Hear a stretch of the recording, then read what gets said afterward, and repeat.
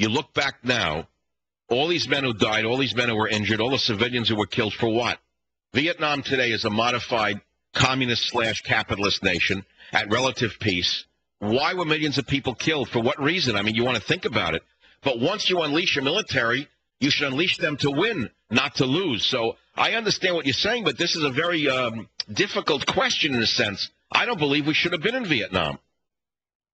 It was the CETO Treaty, that Southeast Asian Treaty Organization, where attack on one is an attack on all. So we were treaty bound. Well, I believe who got us into Vietnam, let's not forget, it was a Democrat named John Fitzgerald Kennedy. I think people forget that. They like to think Republicans are warmongers.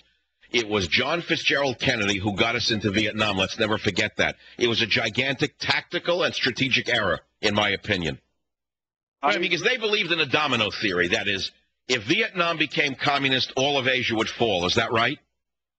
That's it, yeah. Well, all of Asia has fallen. It's all communist, basically, one way or the other.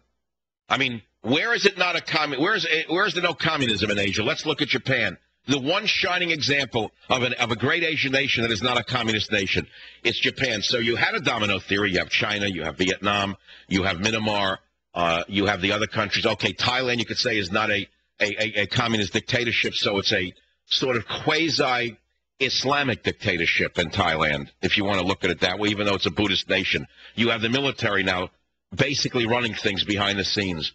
It's not a communist nation. It certainly didn't fall to communism, did it?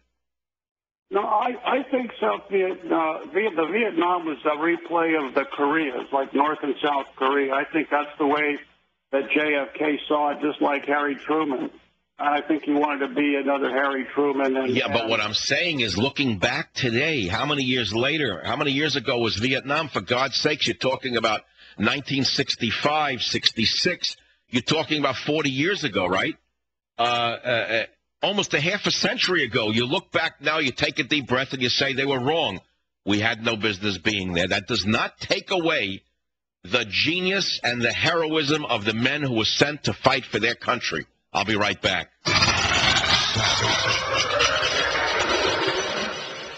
Eloquent in their own way. Armstrong and Getty. Weekday morning, 6 to 10. Talk 910 KNEW.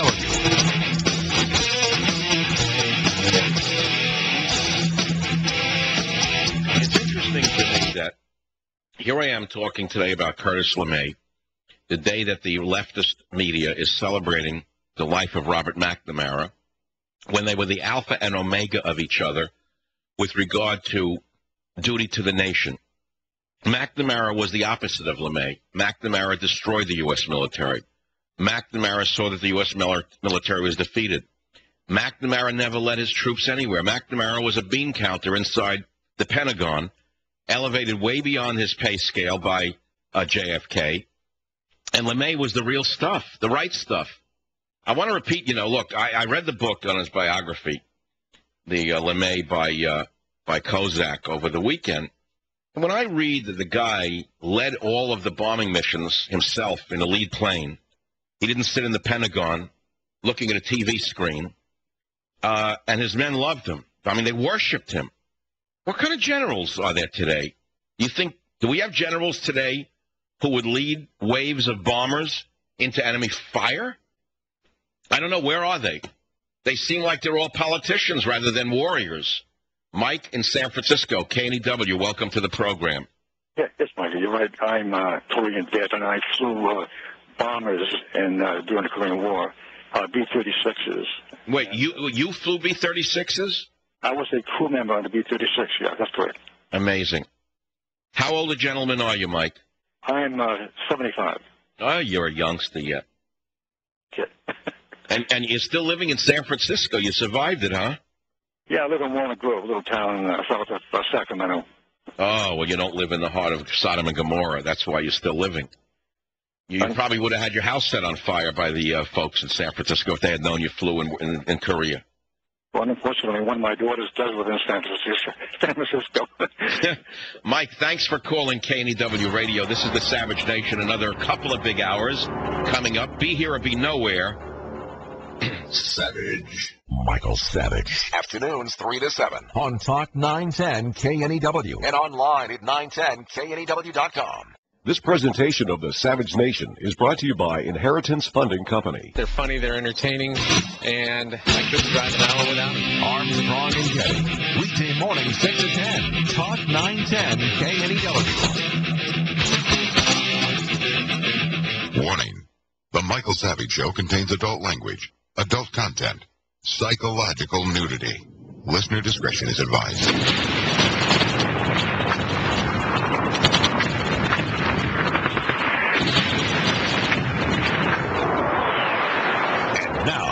America's most exciting radio talk show, The Savage Nation. Here is Michael Savage.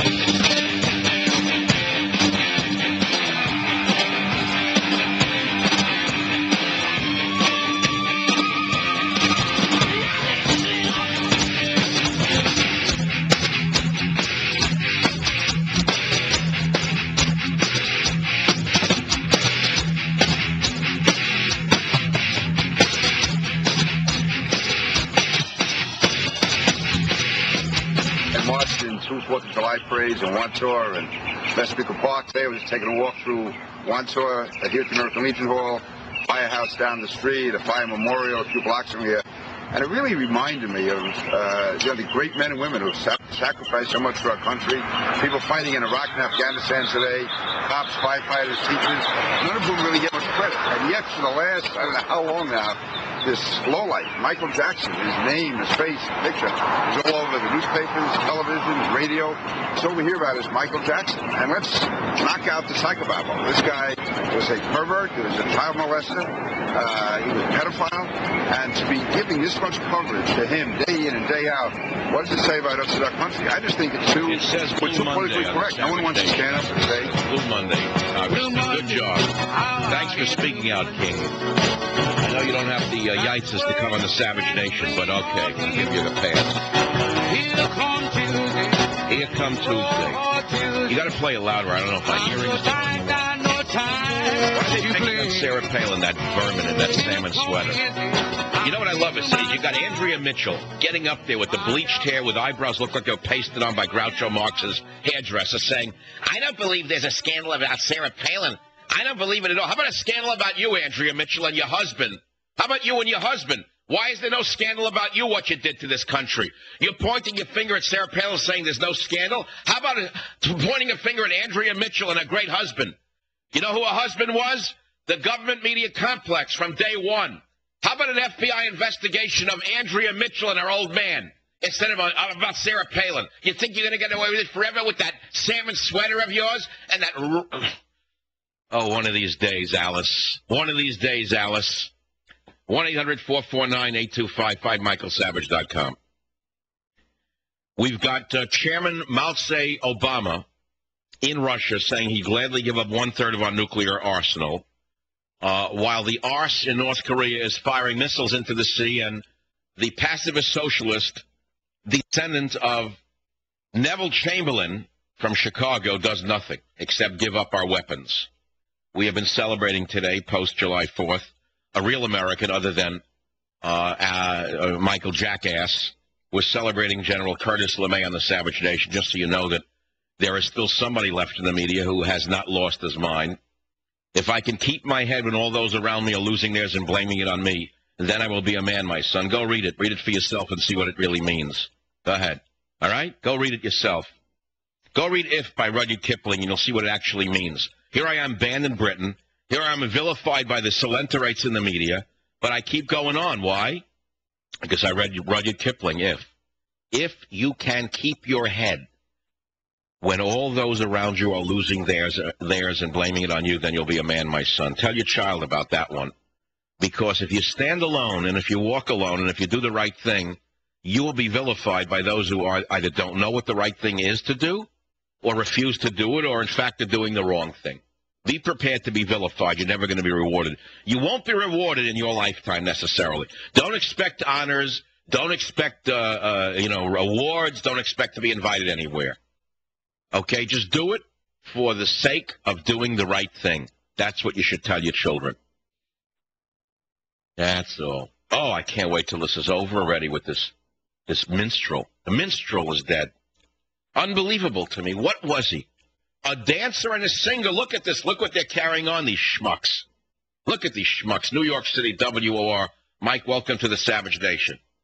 Mike, I think that the situation is even worse. I think one of the world's great monotheistic religions has been contaminated with psychobabble related to Michael Jackson. You know the guy Shmuley who wrote the book Kosher Sex? No, you know what? Please don't mention anyone like him. I'm not a big fan of him. Anyway, he said that Jackson was overcompensating for a lack of love in his childhood. I don't care what he said. He's a schmuck himself. Thanks for the call. Anyone who calls himself a rabbi and goes on the radio and says, hello, this is your rabbi. You know what? Click. He wouldn't last 10 seconds on my show. No one wants to hear anyone say that they're their rabbi. First of all, it's a Christian nation by and large, not a Jewish nation. Let's be very clear. All right? I mean, what is this Yab your rabbi on the radio? What is that all about? What is this, WEVD? If it's WEVD, you can get away with it. WEVD.